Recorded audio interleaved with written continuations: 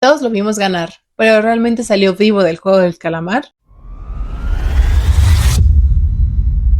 Bienvenidos a un nuevo video de Sinopsis. El día de hoy, debido al lanzamiento de la temporada final del Juego del Calamar, analizaré a profundidad lo sucedido con la mente de este protagonista, Son Gi-un, y los efectos que puede tener el trauma en el cerebro de una persona al punto de arrancarle su propia identidad. Comenzando la temporada 1, Gi-un era todo menos un héroe. Era un hombre común, desobligado, irresponsable, con una vida caracterizada por deudas impagables y muchos errores. Vivía con su madre enferma, pero en realidad él ya había estado casado y tenía una hija a la cual no podía ver muy a menudo, así que enfrascó todas sus energías en las apuestas y el juego. Era tan adicto al juego que llegó a endeudarse incluso con la mafia, la cual lo perseguía y amenazaba con matarlo si no liquidaba su deuda pronto. En pocas palabras, Gi-un era un ludópata, término utilizado para definir a las personas que son adictas a los juegos de azar, porque el juego y la adrenalina que involucraba el ganar o perder en las apuestas era lo único que le daba emoción y color a su vida. Todo lo demás se sentía gris y sin chiste. Gi-un trata de ganar dinero para poder estar de nuevo con su hija, pero su ludopatía siempre le hacía perder más dinero del que ganaba y lo mantenía bastante desanimado. Inclusive vemos que cuando juega con el reclutador de los Juegos del Calamar y se gana sus primeros 100,000 wones, realmente vemos que no tiene interés de seguir ganando dinero, tan solo se conforma y se va. Pero todo cambia cuando se entera que si no consigue más dinero, su hija se irá para Estados Unidos y realmente nunca la volverá a ver. Aunado a eso, también es un peso para él saber que su madre está enferma de diabetes y necesita una cirugía urgente, pero no tiene dinero para pagarlo y la madre tampoco busca cuidarse mucho. Esos dos factores son los que llevan a Gi-un a convencerse de entrar en los juegos. En otras palabras, su motivación fue un intento desesperado de no perder a las dos personas que más amaba en el mundo, y esto habla mucho de quién es y quién será Gi-un en los juegos a lo largo de ambas temporadas. A pesar de la complicada vida que tiene en estos momentos, algo que caracteriza a este personaje es la necesidad que tiene por hacer y ver a los demás felices, ayudarlos y hacer algo por ellos con tal de aliviarles algún dolor o dificultad, al punto que sin saberlo se somete al peor trauma de su vida, solo para poder tener los recursos para mantener a las personas de su vida. Esta tendencia la veremos a lo largo de ambas temporadas, pero así como es su mayor virtud y fuerza, paradójicamente también será su mayor debilidad. Ya en los juegos no es hasta que comienza el primer juego y puede ver la realidad a la que se enfrenta que todo cambia. Lo que parecían unos juegos infantiles se volvieron de un segundo a otro en una masacre de la cual no podía huir. El juego de luz roja, luz verde fue el primer evento traumático de muchos que experimentará Jun, pero para saber el efecto del trauma que vivió, primero empecemos por lo básico. Recuerden que ya he dicho que nuestro cuerpo y nuestra mente están hechos para sobrevivir. Nuestro sistema nervioso autónomo está hecho para responder a cualquier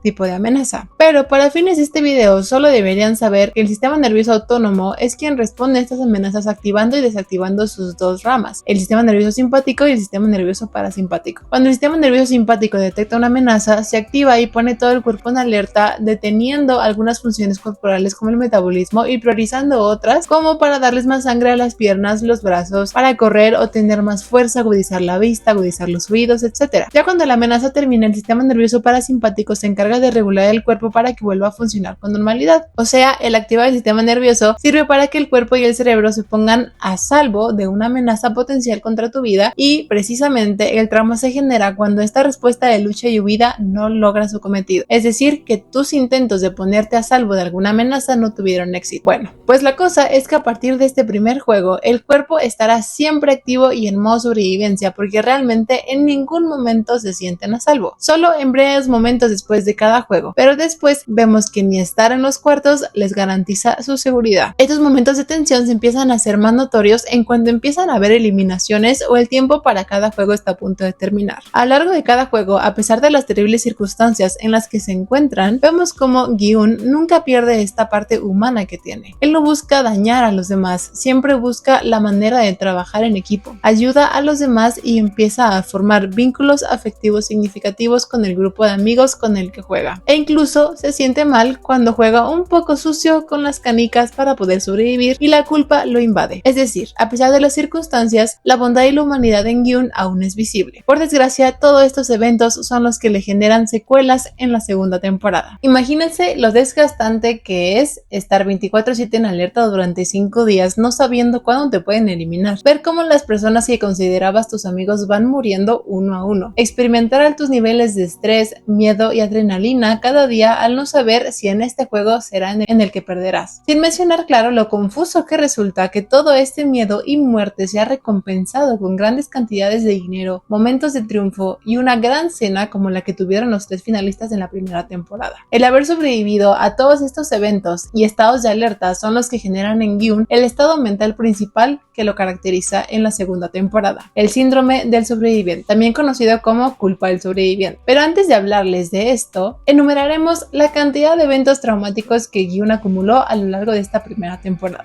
Ver morir a 455 personas frente a él y ganar dinero por ello, sobrevivir a un ataque sorpresa en la noche por parte de los mismos jugadores, ver morir lentamente a otros de sus amigos y notar que nadie hacía nada a pesar de sus súplicas, ver cómo su amigo de la infancia se eliminaba a sí mismo porque él no tuvo el valor de hacerlo por su misma humanidad, y finalmente salir de los juegos y descubrir que su madre había muerto y que su hija ya no estaba con él, las 2 razones por las que se había metido a los juegos. Ahora sí, cuando Gyun sale de los juegos con miles de millones de wones en su poder, podemos ver que actúa con indiferencia. De hecho, por un tiempo estuvo viviendo en condiciones deplorables sin usar el dinero porque para él ese era un dinero manchado con sangre. Aquí es donde empezamos a ver los efectos del trauma en él. La culpa del sobreviviente es una condición psicológica que se da en personas que se sienten culpables por estar vivas tras haber pasado por una experiencia traumática, que a la vez llevó a otras personas a la muerte. No es un trastorno reconocido como tal en los manuales de psiquiatría, pero puede formar parte de la sintomatología del trastorno por estrés postraumático. El síndrome de sobreviviente lo vemos claramente en Gyun cuando descubre que el número 1 fue el creador de los juegos, ya que lo primero que le reclama con desesperación es ¿por qué me dejaste vivo? Hay 2 tipos principales de culpa del sobreviviente. Por un lado está la variante en la que la persona se siente culpable por, desde su punto de vista, no haber hecho lo posible por hacer que una o más personas sobreviviesen en una situación peligrosa. Y por otro, están los casos en los que las personas se sienten culpables a pesar de que objetivamente no podían haber hecho nada por evitar la muerte de otras personas. En el caso de Gyun, en realidad se da una mezcla de los dos. Por un lado, recordemos que la mayor fortaleza y debilidad de Gyun es su humanidad. Le gusta ayudar a los demás y estar para ellos, por lo que es lógico que sienta culpa al ver que muchos murieron debido a que piensa que pudo hacer mucho más por ellos, quizá en algunos juegos que eran de equipos como el de la cuerda, y por otro lado, en los juegos individuales igualmente puede que haya sentido mucha impotencia al ver que a los demás podían morir a pesar de saber que en realidad no hubiera podido hacer nada, como en el juego de la galleta.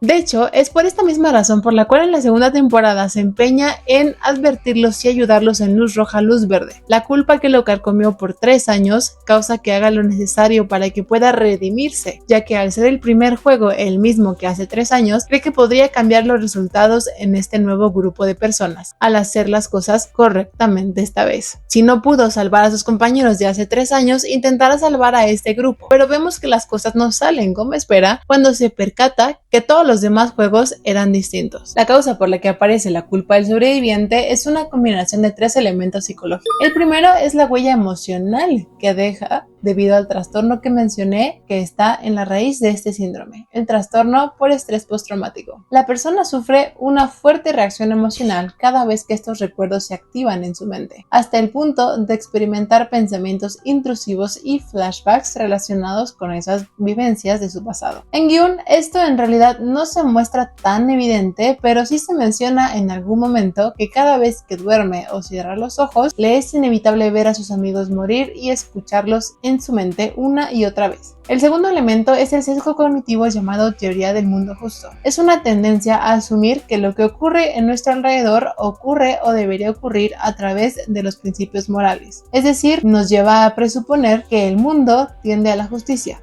a un equilibrio en el que el bien compensa lo malo que ocurre. Esto lo vemos reflejado tanto en el final de la temporada 1 como todo a lo largo de la temporada 2. De hecho, este elemento es la razón por la cual la temporada 2 existe. Verán, en la temporada 1 cuando Gyun habla con el creador de los juegos y acepta jugar un último juego con él, tiene una conversación interesante en donde el número 1 cree fielmente que en el mundo ya no existe la bondad humana y que las personas ricas, solo por su condición de abundancia, tienen el derecho de divertirse a costa de las personas pobres con tal tal de hacer su vida más entretenida, puesto que al no haber bondad en el mundo, las personas se vuelven objetos sin valor, basura, mientras que Gi-hun aún cree que hay bondad en los seres humanos. En este último juego notamos cómo Gi-hun gana al demostrar que sí hay bondad en la gente, pero lamentablemente el número 1 muere antes de ver este último acto de fe en la humanidad. Al final de la temporada 1 vemos un cambio físico radical en Gi-hun. Se asea y se pinta el cabello de rojo. Su vida parece haber tomado un nuevo curso hacia una vida mejor y que se dirige al avión en camino a Estados Unidos para poder reencontrarse con su hija después de todos esos años, tal y como lo quiso desde el inicio. Este cambio puede tener dos significados, pero me gustaría saber su opinión en los comentarios. Por un lado, puede significar que Gi-hun ya no soporta el aspecto físico que tenía porque le recordaba todo lo que había vivido en los juegos y en lo que tuvo que ser para poder sobrevivir. Entonces se cambió el aspecto como un intento de poder enterrar quién fue y así poder tener una nueva vida cerca de su hija. Por otro lado, algunas teorías dicen que su cambio de cabello rojo simboliza precisamente toda la ira que siente por lo que vivió y simboliza su necesidad de rebelión y deseo por terminar con los juegos, tal y como demostró al final de la primera